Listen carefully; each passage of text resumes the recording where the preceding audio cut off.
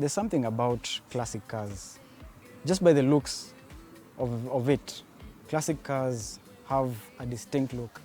They have a way of getting to you. First of all, the looks. Just by looking at the car, there's a way it draws you into it. My name is Ibrahim Nzioki Makau, and I drive a 1985 BMW E30. Well, I chose an E30 because of its agile state. It's a nice car, it's light, and it's a good performer. Well, it runs on an M20 engine, and that engine is powerful on its own. So the looks itself also captivates my eye, and there's something about it. I just can tell. Actually, there's a way it reaches out to my heart. Well, there's one day I woke up with the idea of just looking for a car, and I had a BMW in mind because from way back in class 6 is when I had this passion for owning a BMW. And as I was walking around, I spotted it somewhere along Mombasa Road, and that car actually caught my eye. I went, looked at it, talked to the owner, negotiated for about 1 year, just for the price to go down to where I wanted it to be. And that's how I got it. But I bought it as is, where is state. It was so down, I had to tow it home. Currently, I haven't done any mods to the car. It's running stock from engine all the way to suspension. Everything is just purely stock, just as how I bought it. The only thing that I've done is just an engine overhaul, a few touch-ups on the cosmetics like paint work, and a bit on suspension and the engine overhaul. Actually, they're cheap to maintain, considering they're old cars, and they've been there in the market for quite a while. And the good thing about it is that there's a car culture of people who so much love these cars. So their parts, even though they're very old cars, you still get them continually from shops here and there. And even other OE manufacturers are making those parts up to date. At first I thought it was an expensive affair because, well, I thought the perception that we had about German cars, that German cars are hard to maintain.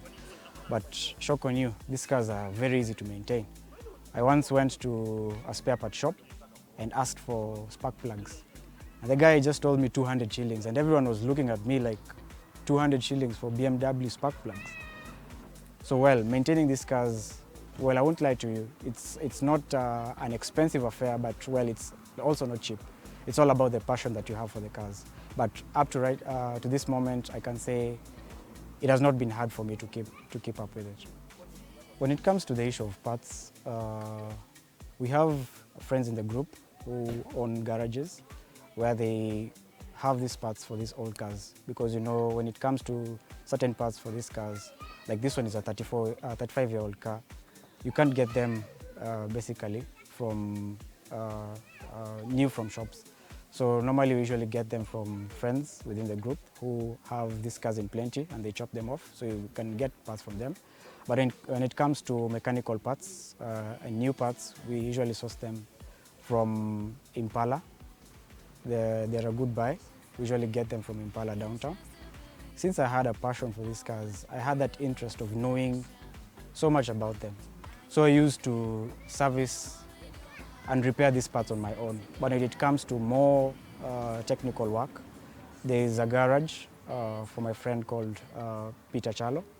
The garage name is Rovatech, just along Gong Road, somewhere, a place called Adams Arcade. That is where I usually take my car for service. But basically, most of the stuff I usually do for myself at home because I have the interest. So far, the challenges that I can say about owning this car, first of all, these cars you have to be prepared psychologically to own a classic car because these cars are old and they are brittle and fragile in a way. So you can easily get tear and wear here and there because of running them on these roads, more so in Kenyan roads. But in the long run, I can't say that there are major challenges in owning a classic car. Currently, I'm a member of BMW Classics East Africa, Well, the group has helped me a lot because it is through the group that I met my mechanic, that is Peter. It is also through the group that I got to know where I can get parts, from members of the same group, like Safe. There's another guy called Caesar.